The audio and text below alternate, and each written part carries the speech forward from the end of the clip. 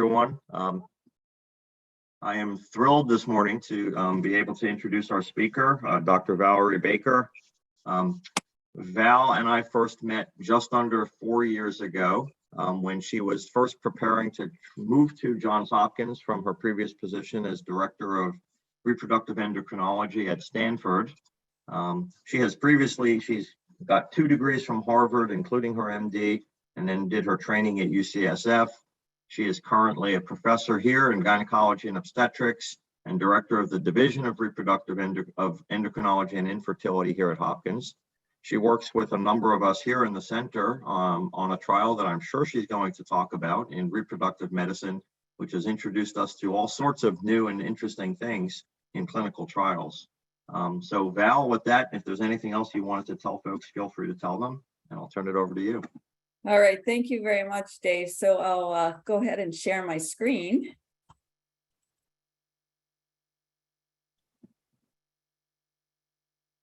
So I've entitled this, based on talking with Dave, Clinical Trials of Fertility Treatments, Unique Challenges and Approaches. And what I'd like to do is describe some of the challenges unique to the study of fertility treatments, but you see that I put unique in quotes because although there are a few things I'll bring up that really are mainly focused on things that involve reproductive medicine, and I would think that as you're listening, perhaps you would be having some things resonate with the challenges that you might be finding as you're working to in your respective fields. And I'd give you also an outline of ways that we're approaching these challenges, and really at the end also invite discussion. Perhaps you'd have some new ideas for things that we haven't thought about ways to approach the challenges. So one of the things that does come up in studies of reproductive medicine and particularly fertility is a law known as the Dickey-Wicker Amendment. And this was attached to appropriations bill in the Department of Health and Human Services. And basically it says that none of the funds that we can receive, particularly through the NIH federal funds, can be used for the creation of a human embryo or embryos for research purposes, or research in which a human embryo may be destroyed, discarded, or knowingly subjected to risk that's greater than the what's allowed for research on fetuses. And effectively what the Dickey-Wicker Amendment has done is pretty much made it such that no NIH funding can be seen as directly supporting embryo research. And I'll talk about how do you do that, how do you get federal funding if really the purpose of a fertility treatment is to create an embryo. Other challenges in the study of fertility treatment include that fertility treatment typically is very expensive and often not covered by insurance. And so will potential participants feel like, gosh, I've got to sign up for this study because it may be covering the cost of treatment. This is particularly true for pharma studies.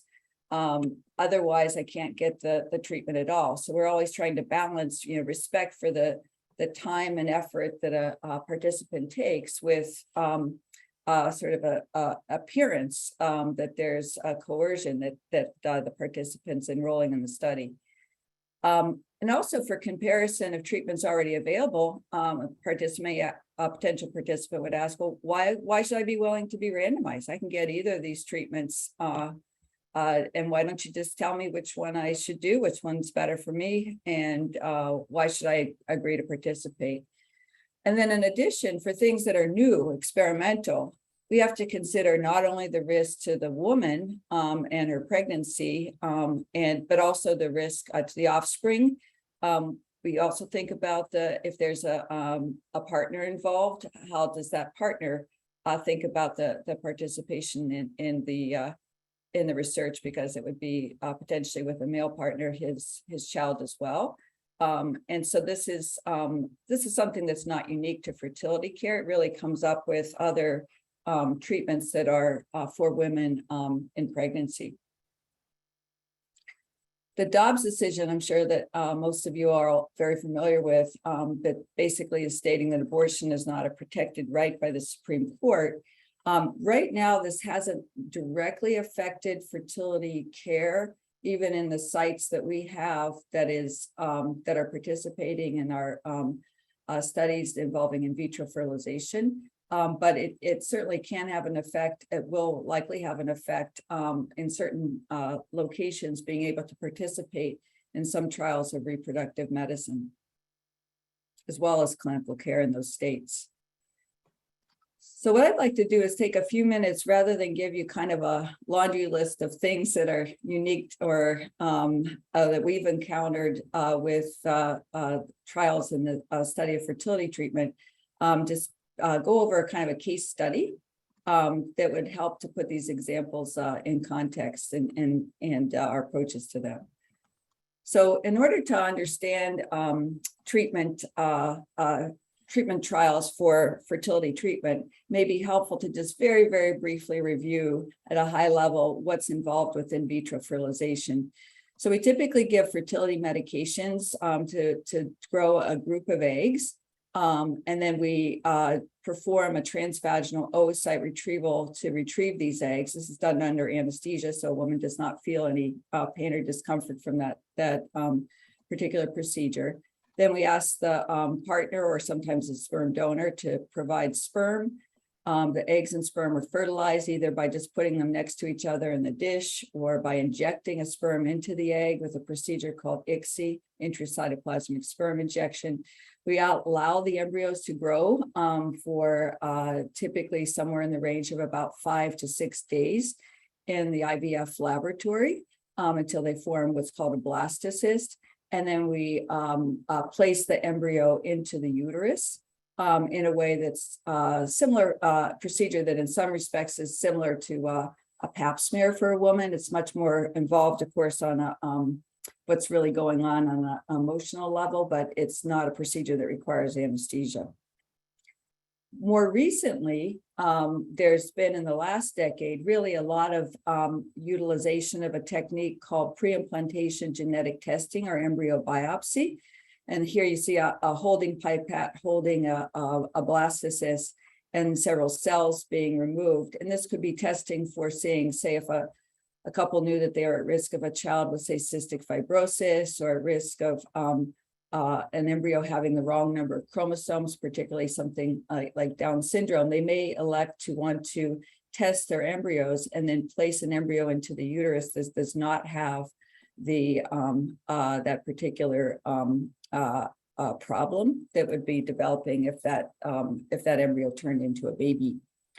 In addition, we are increasingly utilizing a technique called frozen embryo transfer. So we freeze embryos, and part of this can be because women with taking fertility medications will have a lot of eggs growing, and so they may be uncomfortable. It's better to place the embryo in a cycle in the future, or if they're doing pre-implantation genetic testing, then it allows time to get those test results back. So the frozen embryo transfers are now eclipsing even fresh embryo transfers as a way that we're providing care. But one of the things that's been noted in the last decade is that frozen embryo transfers seem to be associated with a serious condition called preeclampsia, which is where blood pressure goes up and women may get protein in the urine. It's still a common, sadly, a cause of maternal mortality in the US, or need for early delivery. And you might think, well, gosh, you're freezing these embryos, putting them through freeze thaw. Could that be what's causing somehow the pregnancies to be in some way abnormal? But one of my colleagues about a decade ago, a physiologist, came up with an idea that maybe a medication protocol that we commonly use for frozen embryo transfer could increase the risk of preeclampsia. I won't go into this a lot because I know the main idea of this seminar is to talk about techniques, but just of study. But just to very briefly review that, in general, clinical trials are growing out of observational data, and you have to ask yourself, is it biologically plausible? And this is really true for really a study in any field. And so there is a biologic plausibility to this hypothesis, and that's because in natural cycles, when a woman is ovulating, she forms a structure called a corpus luteum in her ovary. that makes hormones such as estradiol and progesterone that prepare the uterine lining. But that corpus luteum also makes hormones that are vasoactive, called some examples are relaxin and VEGF. Whereas when we do a program cycle where women take estradiol tablets and then progesterone injections, we do not place back these additional hormones. And that could be really affecting initial placentation and the development of preeclampsia. So that's the biologic plausibility. We sought NIH funding about 10 years ago to explore this clinically. And Dr. Conrad at the University of Florida showed that the certain physiologic changes that you expect to happen from before pregnancy to postpartum normally happen for women if they're having ovulation. But if there's no ovulation, these normal physiologic changes, the squares, are not occurring in the expected way. And then while I was at Stanford, we also noted observational data that we collected over 5 years that showed when women underwent a program cycle with no ovulation, those women had a higher rate of preeclampsia than if a natural cycle was used, including even the more serious preeclampsia with severe features such as seizure that could happen. So this looks like, gosh, this is pretty strong data. Why do we even need to do a clinical trial? And this is a common event, I think, that happens for trials more generally than just in our field. And of course, there's a lot of limitations of observational data. And probably one of the biggest is that there can be patient differences between those who choose one pathway compared to others in ways that really could affect outcome. And that's definitely true in our situation where we use a program cycle for a different patient population very commonly. And then in addition, there's advantages of doing things one way or another.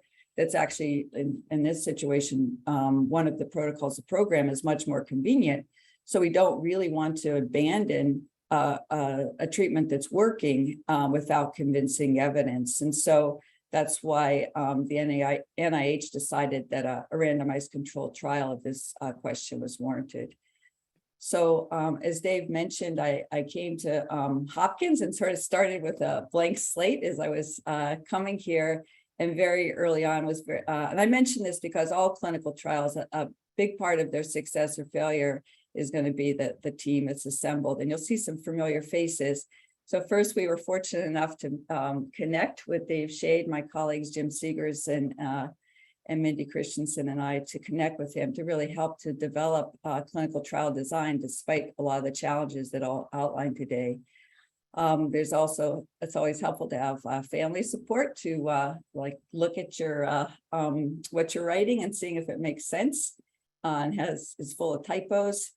And then as we're beginning to develop the clinical trial and execute, you see some familiar faces here, Anne, Sharisa, and Stefan, really instrumental in helping to have a successful data coordinating center.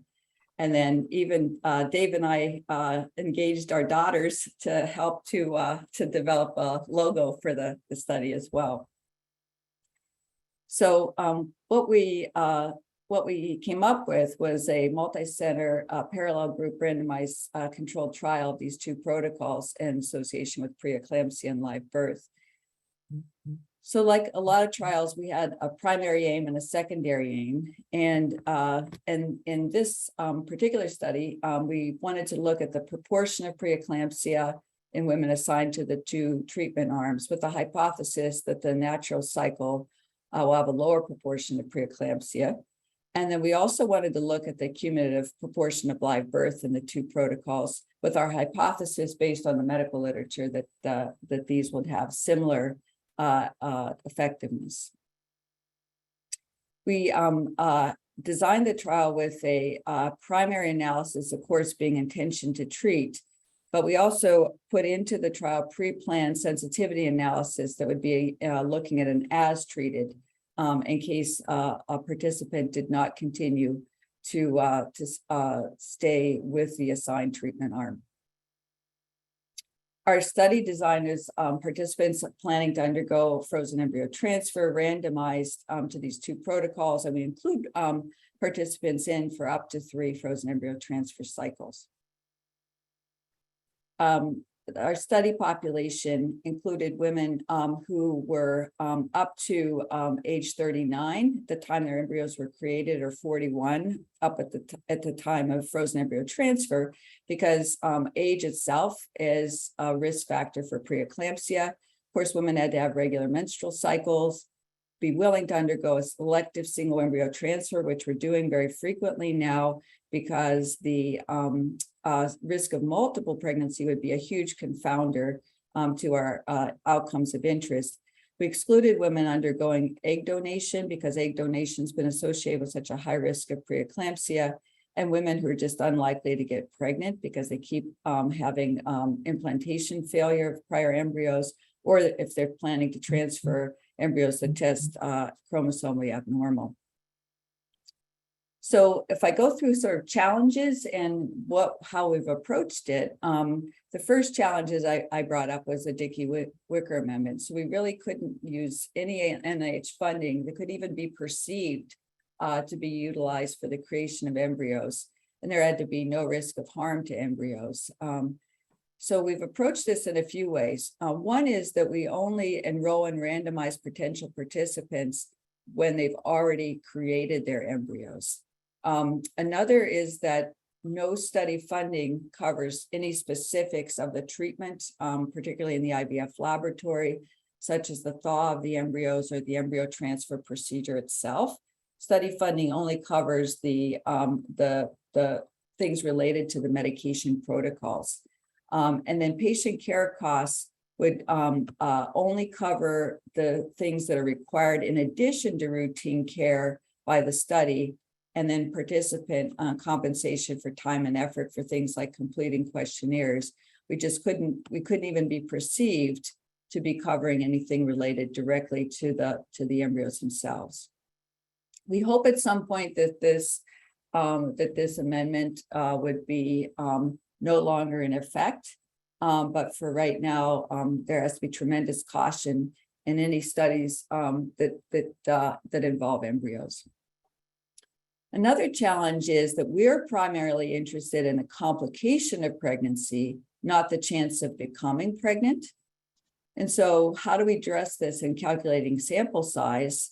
And also, how do we get accurate outcomes? Because the participants have left the study site by the time that they are having their outcomes. So as a contrary example, there's a group called the Reproductive Medicine Network that's done trials that really have looked at live birth and multiple gestation as outcomes. And so they've powered such studies for like different types of medication treatment, and what's the chance of having a pregnancy, and what's the chance that there would be, say, a multiple pregnancy. But this, of course, was not the primary outcome that we were interested in. We were really interested in the complication of pregnancy. So the study design issues that we've had to address, one was first just defining the primary outcome. Typically, you'd like to define the primary outcome with a denominator that includes, as you're calculating sample size, all enrolled participants. And we do include all enrolled participants, but for our primary outcome, which is preeclampsia, rather than live birth, we have that is the numerator, but the denominator really would only apply to women who have a pregnancy of at least 20 weeks gestation, not to all people who start the treatment. So for defining our secondary outcome, which is the cumulative proportion of live birth, we use all enrolled participants. We expect that there should be a similar number of pregnancies in the two groups, but we had to, it only makes sense to define this outcome of preeclampsia for women who are at risk of developing the preeclampsia. Another design issue was, how do we calculate the sample size that if the primary outcome depends on an intermediate outcome? So what we did was we looked at cumulative proportion of live birth, conservative estimate of being about 50% for those 3 frozen embryo transfer cycles, some lost to follow-up. And we used observational data to gauge what we think the rates would be in the 2 arms. But we also had to look at a sensitivity analysis. What if those rates are different in our real population? And we were conservative in our estimate of a 50% live birth over 3 cycles, because we think it actually should be significantly higher than that. And if that in fact becomes true, then we will have more power to see a smaller effect size. And then we do have independent adjudicators for the outcome, who are obstetricians that who are not involved in the fertility treatment. As I mentioned, when I, as a fertility center physician, take care of patients, I really see them up to the point when the embryo is about the size of a gummy bear, not when there's a baby being born or even during their prenatal care. So that means that all of the outcomes, including our primary outcome, are really not being collected at the study sites by study staff. So how do we handle that? The other thing is that participants may change their mind about where to deliver it. So they tell us, well, we're going to deliver at Hopkins, but then they end up delivering at a different hospital completely. So how do we get these records? Some of our sites are private practices, and we think it's important to include private practices because that's part of the real world population who would be using the findings of the study. But those sites don't have access to an electronic medical record with the patient's delivery and delivery records.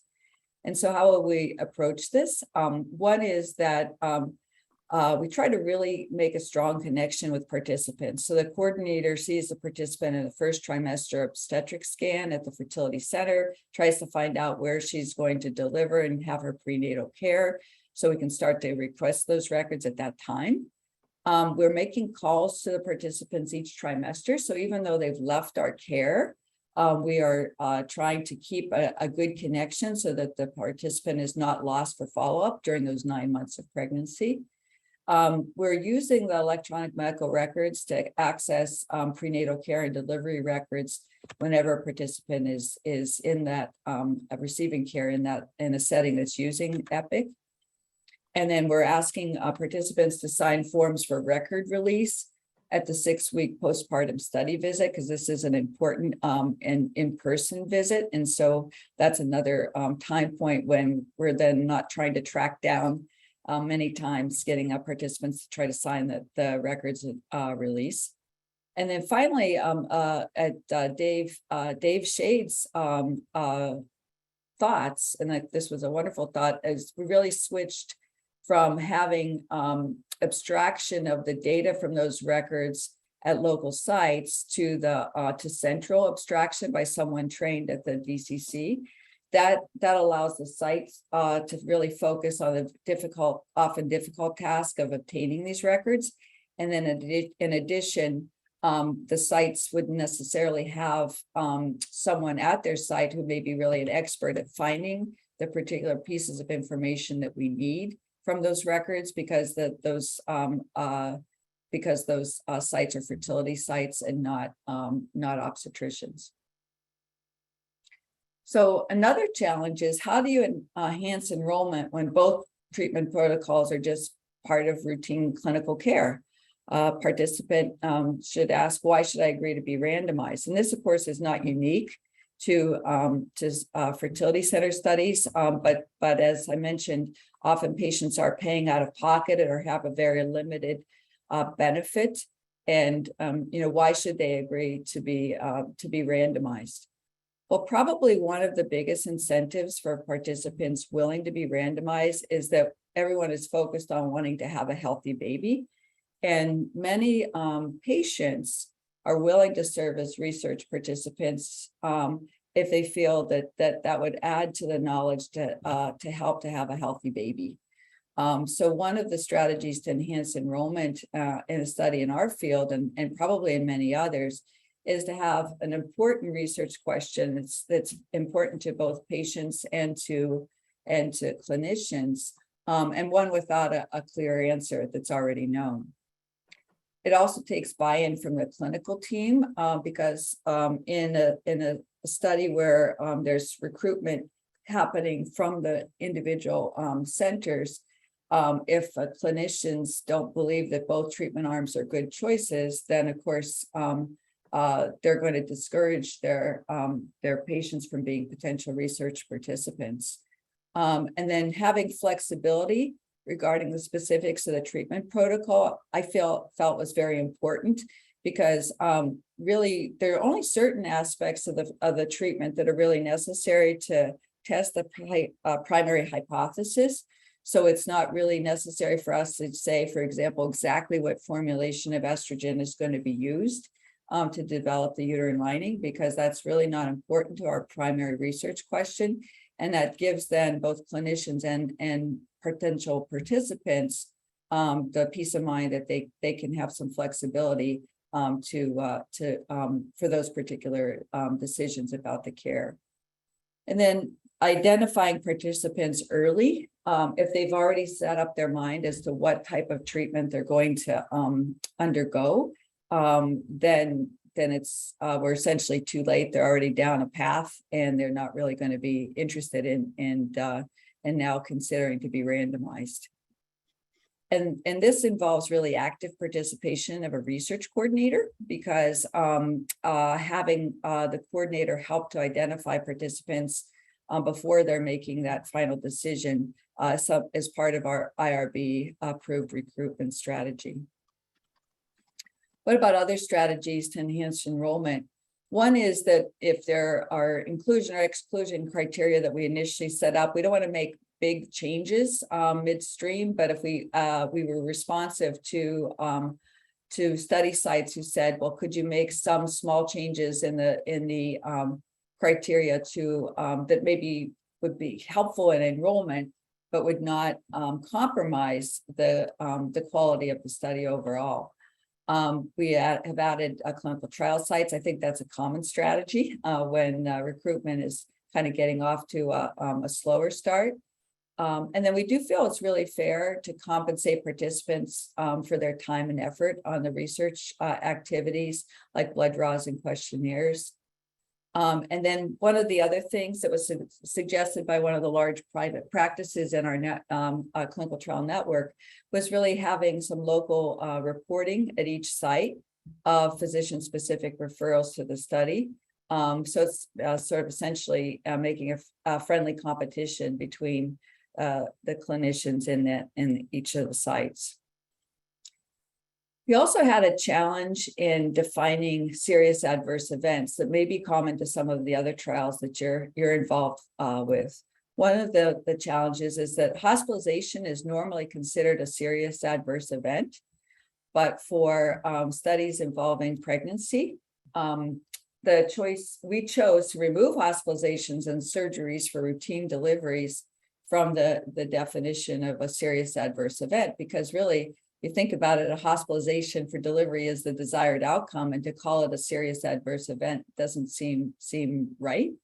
And 30% or more of the time, deliveries in the U.S. are C-sections, and so to call all of those adverse events, we're collecting the data, but to call them all serious adverse events also didn't seem to be right. I'm happy to hear other points of view on this, which we talked about a lot before implementing that definition.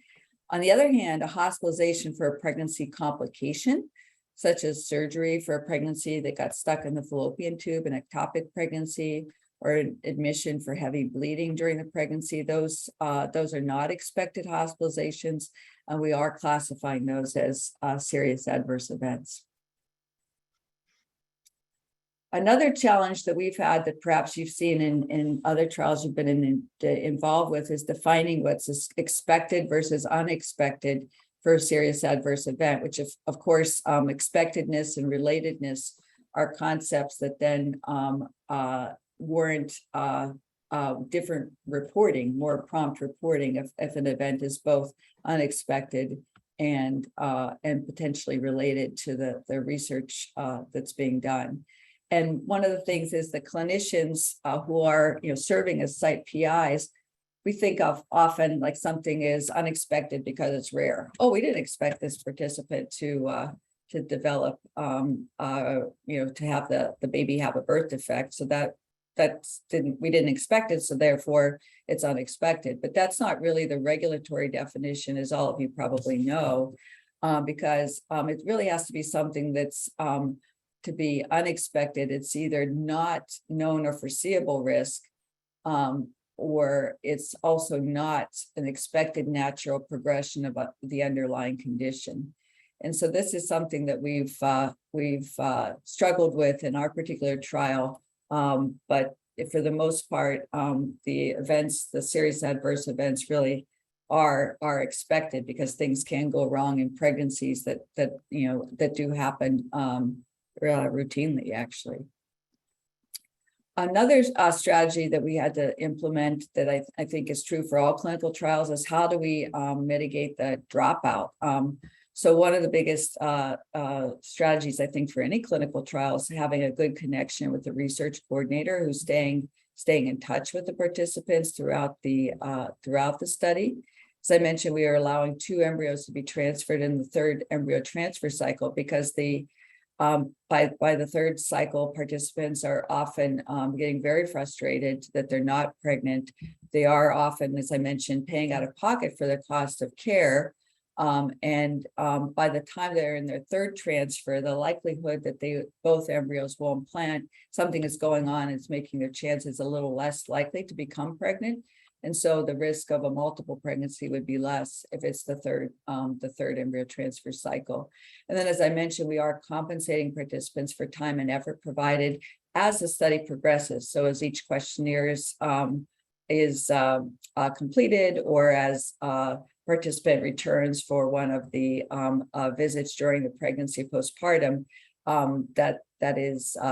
they're having essentially staggered compensation occurring throughout the time. Other strategies to mitigate dropout really are, that participants want to try a protocol that's different than their assignment. So they said, gosh, I've already tried that protocol once, or I've tried it twice. I just want to switch what I'm doing. And there's no data to say that would be actually helpful in our medical literature, but it's often sort of a personal feeling from the participant, which is understandable. We could not design it as a crossover study. Even just the sample size for that would have been really quite large. Something Dave and I talked about, about 3.5, 4 years ago, to have participants routinely cross over to another arm, but we really could not practically design it as a crossover study. So the best approach that we can have is, we don't want to lose the data from these participants.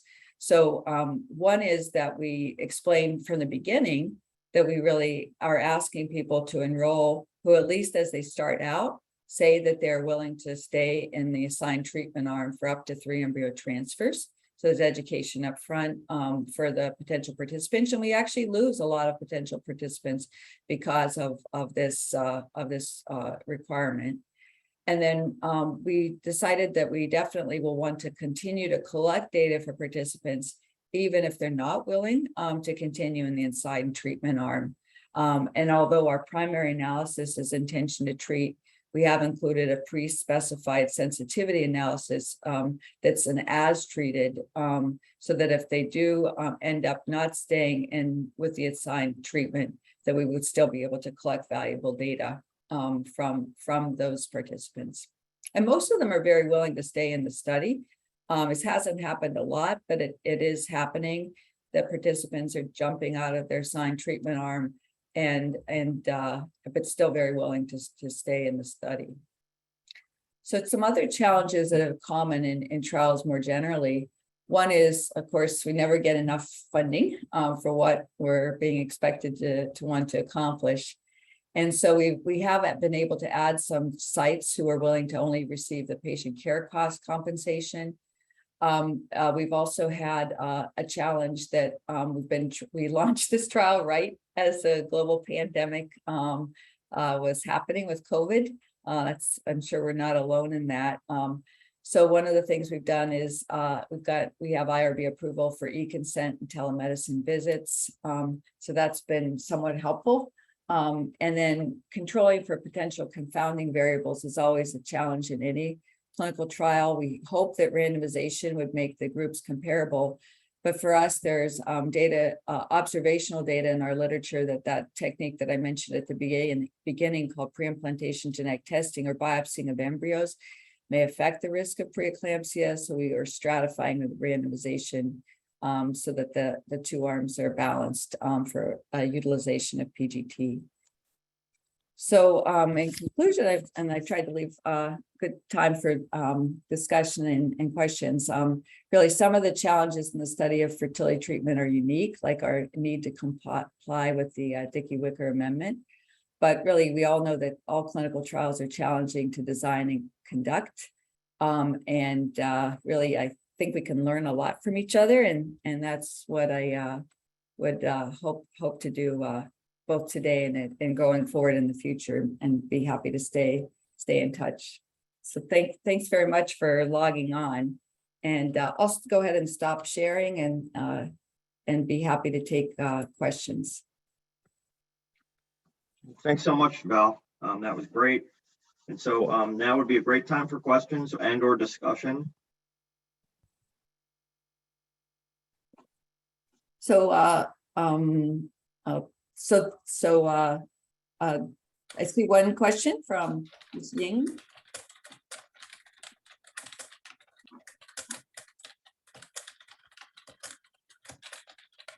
Did you see that in the chat, Val? No, I just seen someone put their hand up, but I think it went down.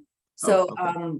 Barbara Hawkins said, what is the current status of the trial I described?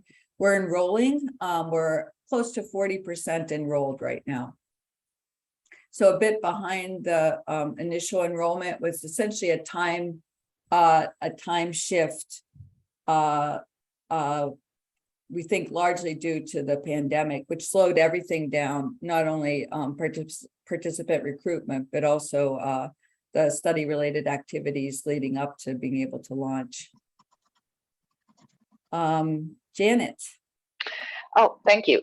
I wanted to ask about your analysis plans, because if I understood correctly, even though you weren't interested in whether a successful pregnancy happened, that sort of had to happen for you to get to your outcome. Did you have to include any kind of like plan to see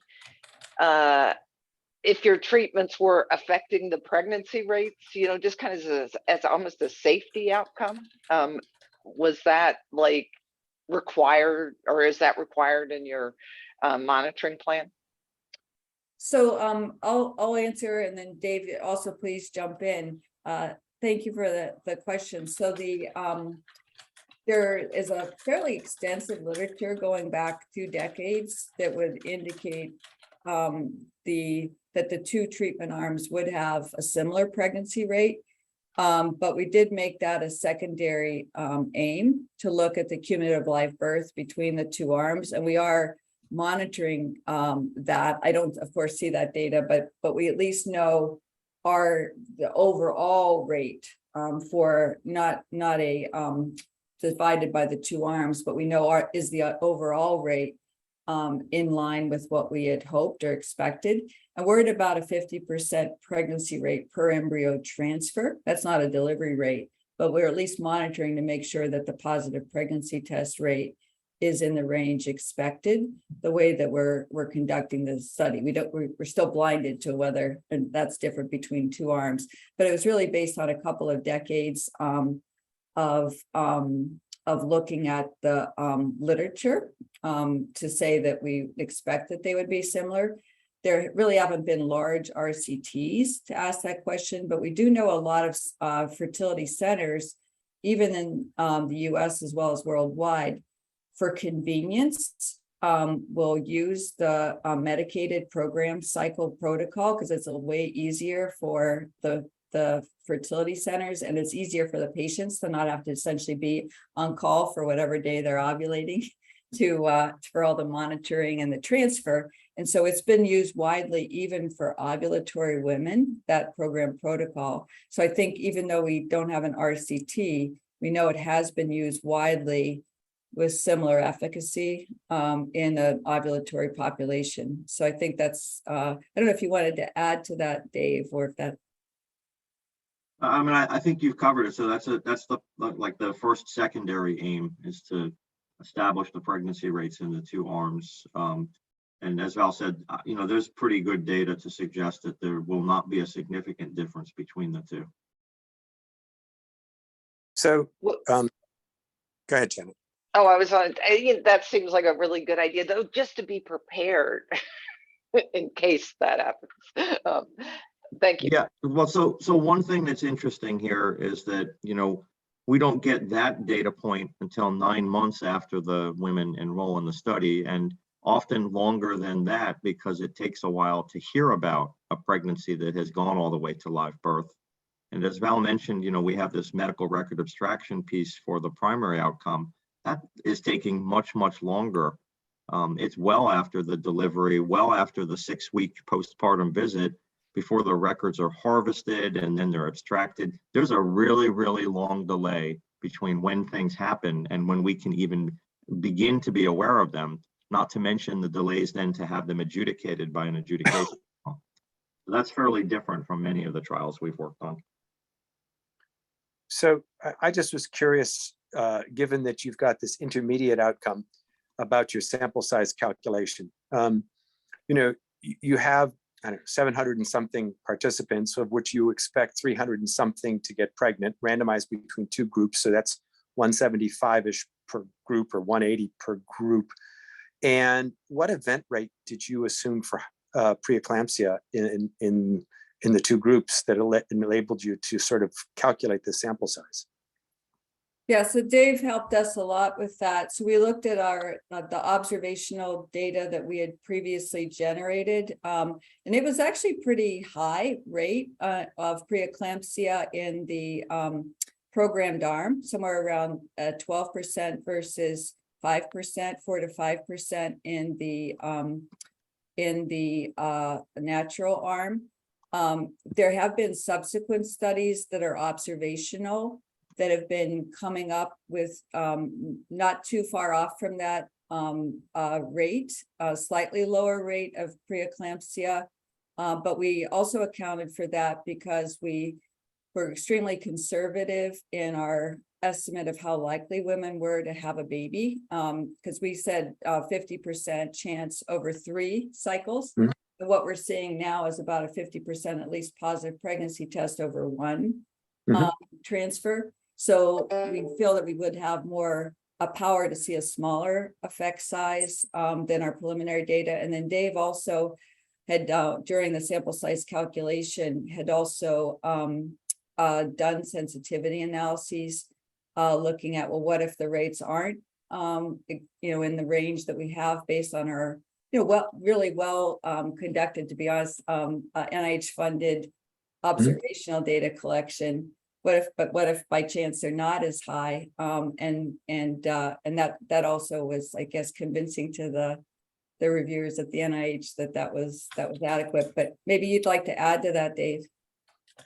I don't really have much to add. We did a fairly conventional sample size calculation based on the number of pregnant women reaching a pregnancy of at least 20 weeks, and then just back calculated from there, almost as if we were like inflating for loss to follow-up to figure out how many women would need to be enrolled to get us that number of pregnancies. Got it. But the number of, I'm impressed, actually, because if you think about the number of events, it's probably a prediction is about 25 versus 10 or 12 or so. And that's a back of the envelope calculation. You have significance. The second question I had was, I assume that there was a very good definition of preeclampsia before you started, that this had been well developed in the literature and that there were no arbitrary decisions you needed to make? For the most part, that's correct. We just had so we have the 3 maternal fetal medicine folks, 2 which were with the trial from the beginning, because it's not the area of expertise that I have at this point. We used American College of OBGYN definitions that have been standardized. One of the challenges is, what if those definitions evolve?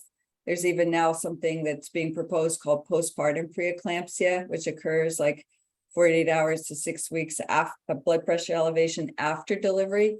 So it's a great question but there are standards that we did not come up with ourselves, but are published by our professional organization.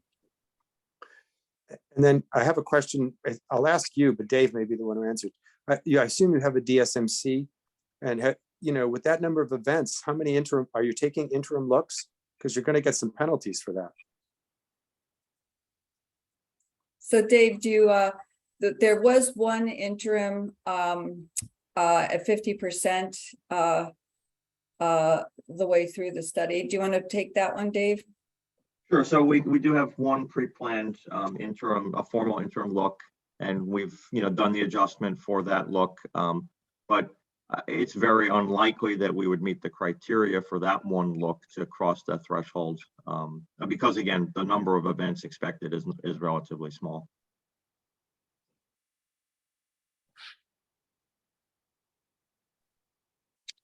So now I see a raised hand from Jianxi.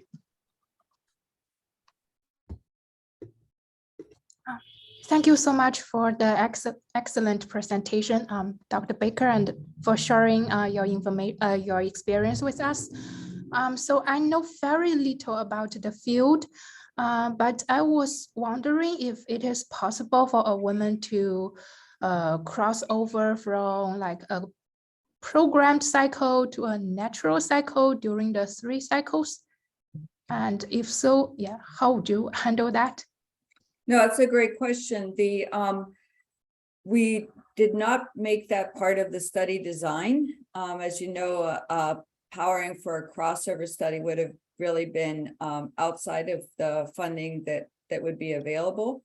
And there wouldn't be a medical reason to think that would be beneficial to a participant to switch from one of the treatment arms to the other, based on really extensive medical literature review.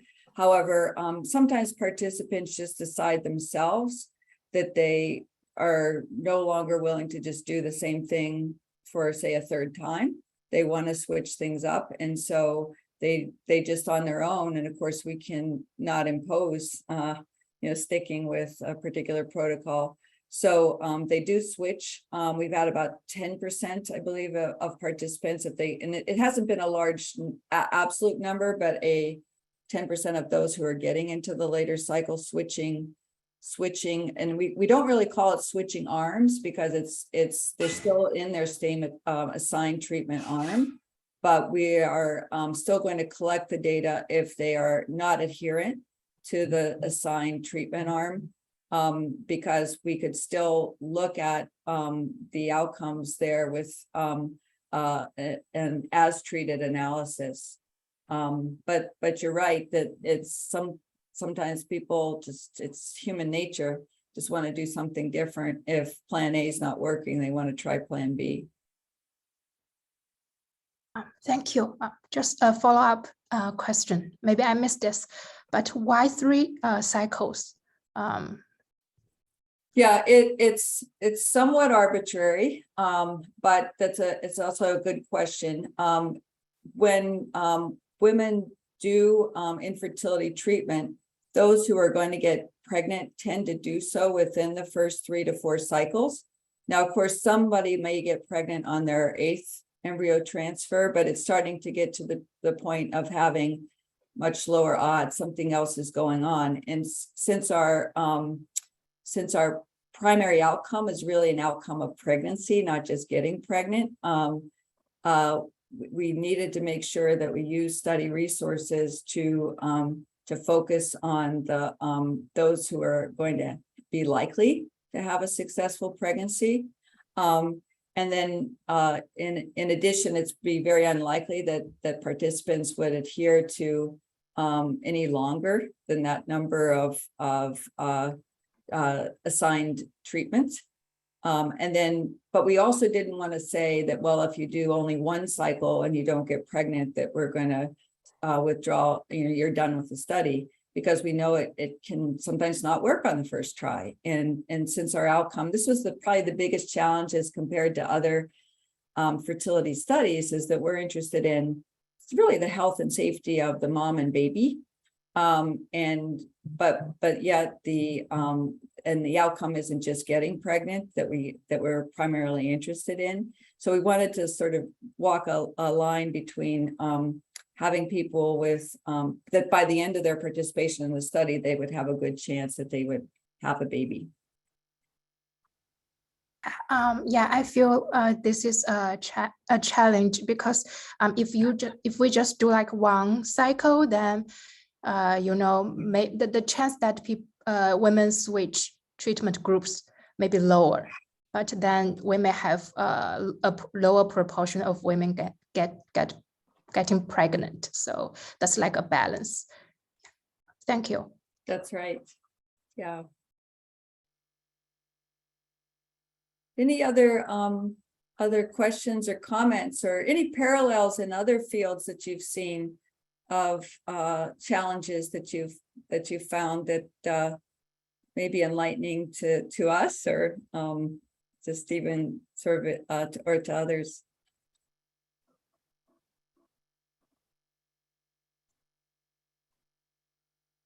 Dave's had a lot of experience in clinical trials, and we've definitely given him a few extra gray hairs during the design and execution of this trial. But Dave, do you think of particular either parallels or differences? Well, I think, Val, actually, that the group might find it interesting, a very brief description of that most recent serious adverse event, the pelvic infection. Sure. I'd be happy to mention that. So at one of our study sites, so as you might know, in vitro fertilization could be an ideal treatment for women who have really damaged fallopian tubes, because they're not we're bypassing the fallopian tubes if we do in vitro fertilization. We're removing the eggs, fertilizing them in the lab, and then the embryo is placed into the uterus. So even if a woman has very badly damaged tubes, like she's had chlamydia or gonorrhea in the past, we're essentially bypassing that. So that shouldn't, that could be helpful for, in fact, that's the first IVF success, was someone who had damaged fallopian tubes. So the particular participant that generated a lot of discussion was a participant who had known tubal disease, had infected fallopian tubes. One was removed, but the other one, the pelvis was in such a bad condition that they couldn't even get in to remove it. And so they went forward with IVF, knowing that there was one fallopian tube in situ that was damaged. She didn't have any active infection, like a positive chlamydia test or something, but still a chronically inflamed tube in place. So we do tell patients who have an embryo transfer that one of the risks of the placing the embryo in the uterus is that somehow there would be an infection that would develop. But this particular participant became quite ill after the embryo transfer, and ended up even in the intensive care unit getting care for an infection after embryo transfer. So there was a lot of discussion about, well, this looks very severe. This was sort of clinically unexpected. And even our DSMB, who has, is, staffed by some clinicians, said, no, this looks like it's unexpected. Dave and I felt that, well, there are reports in the medical literature just outside of our research protocol that are reporting with embryo transfer in women with serious fallopian tube disease, that it's part of normal care, that they have a small but not zero risk of getting a serious infection. So we felt that was expected, and so did folks at the NIH. So it generated a lot of discussion. We still did go ahead and sort of on the conservative side went ahead and counted it. as unexpected, but we felt that it was an extremely rare event, but not really because of anything in particular about the protocols that we were using. It's just sort of a known risk of IVF in general. I don't know if you want to add to that, Dave. Just that this is the first time that I recall being involved in a study in which we told the IRB that the event was expected, but that the DSMB felt the event was unexpected. And we disagreed with the DSMB and were unsuccessful in persuading them. Yep, even with a bunch of papers and discussion about it. But like I said, I think that for clinicians serving on a DSMB, sometimes it's hard to make that distinction between something that, like, gosh, this really never happens, it's really unexpected, on sort of like common thinking, compared to unexpected from a regulatory perspective. Yeah, so I think we have time for this last question that's in the chat, Val. Morgan, one of our students, has written, I might have missed this, but what is the demographics of the participants that you have recruited? And how do you recruit a cohort of women that is well-rounded and takes into consideration all races and ethnicities? No, that's a great question. And it is a challenge for fertility studies if, because as I mentioned, it's the treatments are often not covered. We're fortunate though in Maryland, where in vitro fertilization, if a person is employed in a company that has at least 50 employees, fertility is a mandated covered service. And that's also true in some of the other states that are involved. And so, for example, here in Maryland, I can take care of someone who is a janitor, bus driver. There is no really socioeconomic barrier to the degree that it might be in some other locations. And that's also true of our another study site is in Maryland, who's one of the highest recruiting sites, the largest IVF program in the US. But it is definitely a challenge. We geographically selected sites to represent sites that care for women of different races and ethnicities, so that we would complement each other in the 9 sites. That's, I think, I don't know if there were other thoughts, Dave, that you'd like to add to that, or other suggestions of how we could do better with that. But it's a really important question, and one we did consider and are trying to address. Yeah, I don't think I have anything to add. Coverage for IVF, a very expensive IVF treatment, is varies widely. And of course, the ability to pay for the parts of it, especially the parts of it the study is not allowed to even begin to cover because of legislative action, that makes it a challenge. So we've reached the 9:30 point. So I'd like to have everyone join me in thanking Val for giving us this excellent lecture and interesting about a different kind of study, at least in my experience. So thanks so much, Val. All right, I appreciate the invitation. Thank you. And we'll look forward to seeing everyone next month.